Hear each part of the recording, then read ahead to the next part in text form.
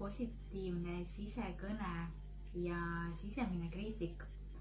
Kui sa nüüd natukene mõtled, siis milline on enamasti sinu sisemine kõne iseendaga? Kas see on julgustav, on see toetav, on see pigem hinnanguid andev, kritiseeriv, mahategev? Et kuidas sa endaga igapäevaselt suhtled? Kuidas sa suhtud iseendasse? Mitte see, kuidas teised sinuga suhtlevad, vaid just see, et milliseid, ütleme, hinnanguid ja tagasisidet sa iseendale jagad, et kas sa oled nagu väga kriitiline iseenda suhtes, oled sa pigem nagu mõistav, arusaav, ongi toetav, julgustav, proovid uuesti, kui kukud läbi, või et tunned sa, et sa oled piisav, et sa oled igal hetkel andnud endast parima oma hetketeadlikkuse juures. Ja kui sa oled endaga väga kriitiline või kipudki olema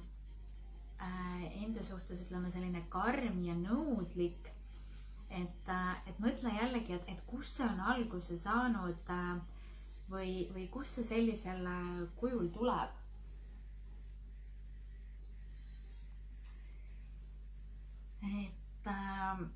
Et see kriitik, kes sinus räägib, et kui me võtame ajas tagasi lapsepõlve, noorusikka, et kui sa selle kriitiku tuvastad, et kes see kriitik tegelikult on, et on need su vanemad, on need su õed, vennad, tädid, onud, sugulased, on need su õpetajad, või kust ühiskonnast või kust see nagu kriitikameel enda osas sinus alguse saanud on. Et näiteks, et kui sa tunned,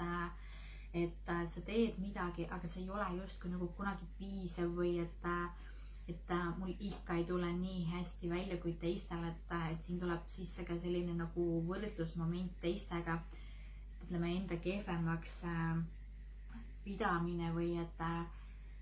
minul küll need asjad nagu nii hästi välja ei tule või ei õnnestu või pigem sa oled just nagu selline optimistlik tuleviku vaataja, et okei, et ei õnnestunud, ma proovin uuesti ja vaatame, mis saab. Et tihti nagu selline suhtumine iseendasse saab alguse sellest, et mis me oma nagu päritolu perest kaasa võtnud oleme või ütleme, ongi, et milliseid hinnanguid, arvamusi me enda kohta nagu kuulnud oleme, et kas meid on nagu lapsepõlves julgustatud, toetatud, innustatud, et ei ole midagi, et juhtub ikka, proovime uuesti, või pigem, et näed, et jälle sa ei saanud sellega hakkama või et näed, et jälle sa nüüd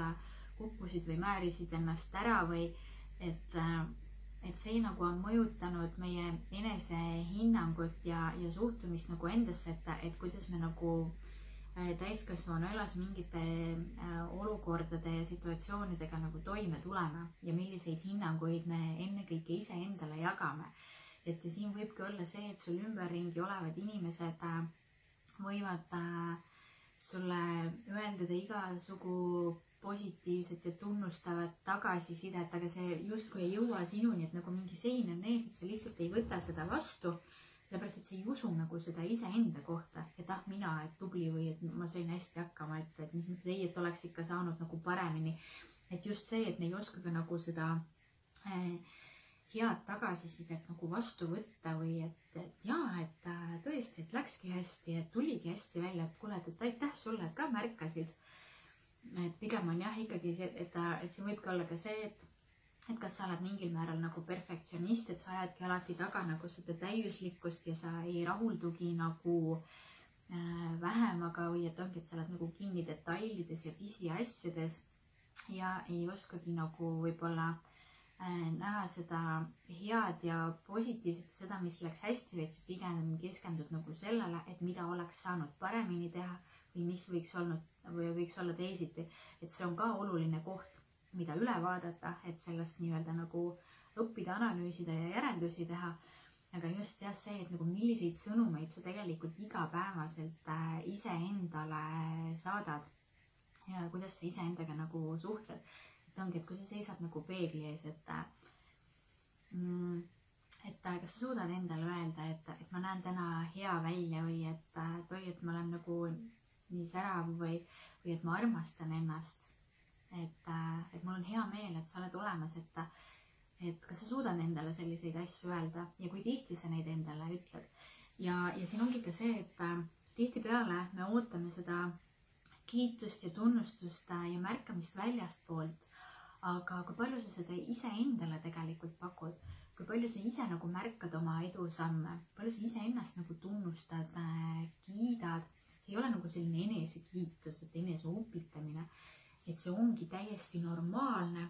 kui sa saad aru ja sa hindad seda, kui sa oled midagi hästi teinud, et sa ei lähe nagu sellepärast uhkeks või nagu ennast täis, vaid et sa adekvaatselt saad nagu aru, et tõesti mul tuligi see väga hästi välja või et nagu väga hästi läks, et ma olen nagu nii palju edasi arenenud, õppinud, kasvanud, et see kõik on ju suurepärane, et ongi, et märgata nagu seda, et mis on hästi, mitte ütleme, mis siit tegemata või mis oleks võinud paremini minna, et ongi, et nagu tunnustada ennast. Ja et ongi see, et me ei saavuta kogu aeg nagu midagi või ei sea mingeid eesmärke. Ja kui me need oleme seadnud ja neid täidame, et siis me oskame seda märgata, et me oskame võtta nagu selle aja, et vaadata tehtule tagasi. Mitte nii, et ahah, üks linnuke kirjas, nii, lähme edasi. See ei ole nagu kogu aeg selles oravrattas, et sul on ka nagu seda märkamist, et mida sa oled juba kõik ära teinud, ütleme kas või selle sama enese